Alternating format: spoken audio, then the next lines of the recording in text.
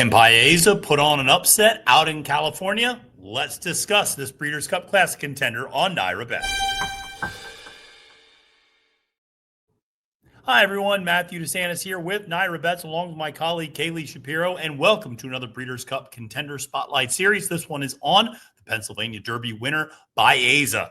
Now, before we get to that, I want to remind you to use the promo code CUP25 if you're not playing on NYRA Bets yet.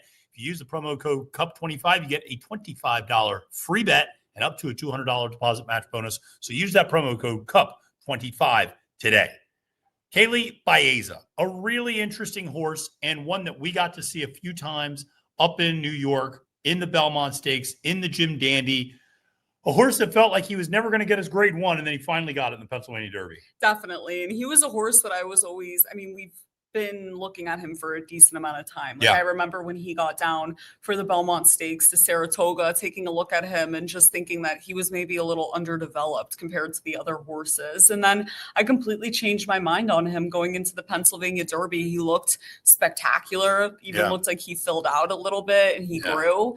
So to me, he's an improving horse, another one that's improving. And the more we look back at those races, with Journalism and Sovereignty, he was running third if both of them were there, and second if only Sovereignty was there, which is a little interesting. It was formful all year with those three, and I think we could see something similar in the Classic, but maybe he turns the tables on Journalism. Who knows? He's improving. He is an improving horse. He was a late foal. I believe he was a May foal, if I'm not mistaken, so he's a little bit of a late foal, later developing. I agree. I remember seeing him up at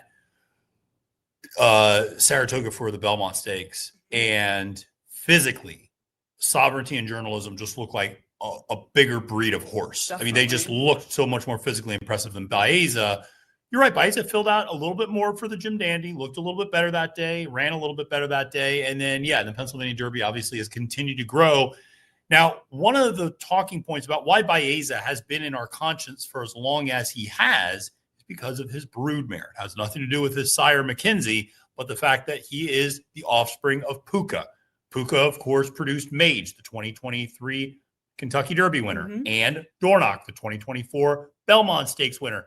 Baeza never got a Triple Crown race, but maybe he gets a Breeders' Cup Classic. It's incredible to see the horses that she has been throwing as a broodmare. She's an amazing broodmare, so it's really not too much of a surprise that she has each foal that she pops ends up of the same caliber or around the same caliber. And like you said, Baeza himself is a late foal, so it makes sense that he maybe is progressing a little bit behind the curve compared to his peers. And I love the way that he looked for the Pennsylvania Derby.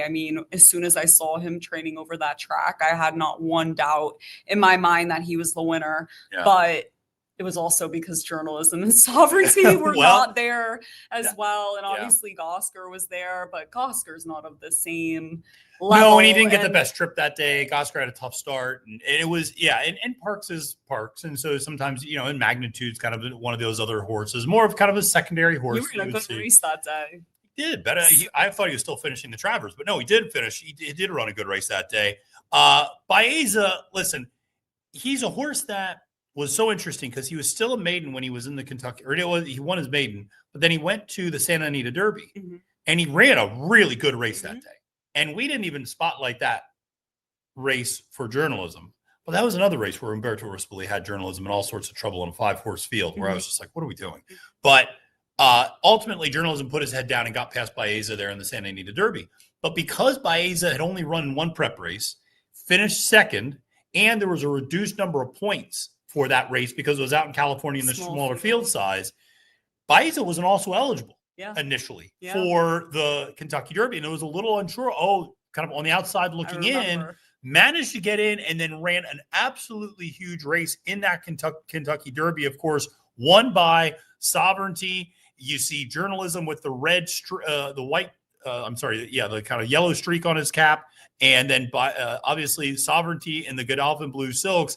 But Baeza really was coming late in that race to the point where almost got to journalism for second place. Yeah, definitely. And I remember the lead up when he was still an also eligible, and the connections even saying, it's not the way that you really want to get in at the last minute type of thing to go out there. So I think given the circumstance, he ran a huge race in the Kentucky Derby. And then after that, obviously, he was one of the three main players for the rest of the year in the 3-year-old division with Sovereignty and Journalism. And like you said, he really almost got to journalism there. And that's why I think that it's possible we see him turn the tables on journalism as he continues to improve. Do I think he can turn the tables on Sovereignty? Absolutely not. But journalism, I think, is possible. A chance. And in the Belmont Stakes, it was kind of same song, second verse a little bit in terms of how the order of finish played out. Sovereignty putting on a bit of a show here and really expanding on that victory over journalism. And Baeza certainly making that run there. You see coming a little bit late, but was a little bit further back in that race than I think a lot of people expected him to be. Ultimately finished third, but by a little bit more of a distance there. And really the better effort was the next time out in the Jim Dandy. Oh, yeah. Where that horse ran really well going 1 mile and an eighth. I think that's a critical thing to mention. Going 1 mile and an eighth, not 1 mile and a quarter.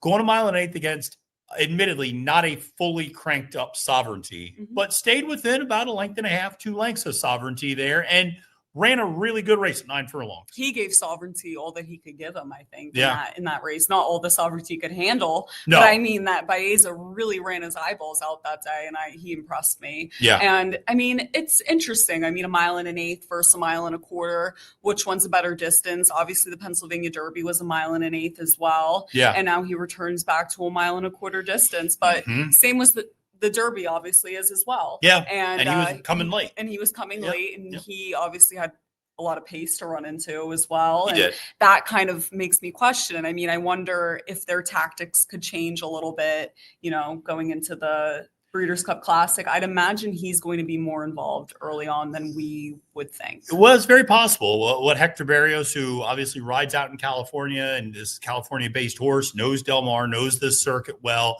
knows how important it is, I think, to be well positioned, trained by John Sheriffs. And that Pennsylvania Derby was finally the grade 1 that this horse needed.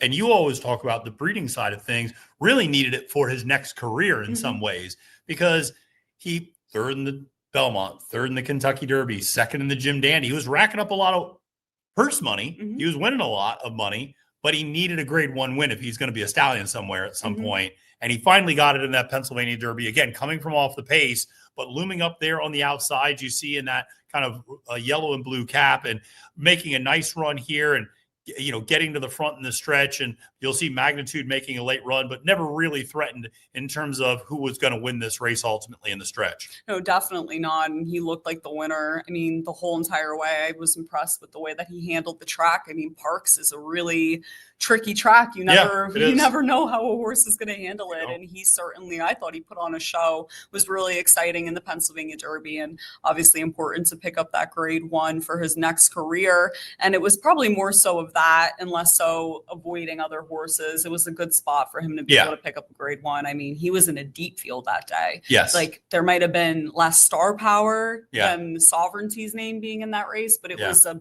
big and deep field. Yeah, so it was impressive. And I thought that was a good race to end off now coming into the Classic. I agree. It was a very nice race to end with coming into this one. And listen, Baeza, very nice horse. I do have questions at the 1.25 miles and just whether or not he's able to take that next step forward. Again, like so many of these top 3-year-olds, we've not seen him run against 4-year-olds yet. That is the one distinction. I know the long shot you're interested in, Nevada Beach, does hold over everybody else. He's a 3-year-old who's beaten older horses.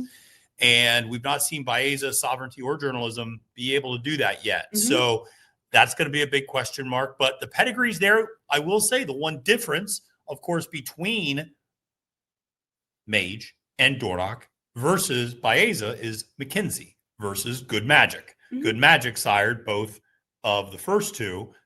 McKinzie sires here. McKinzie's been a very nice sire, but there's something I like a little bit more about that Good Magic pedigree with Puca. That's just me.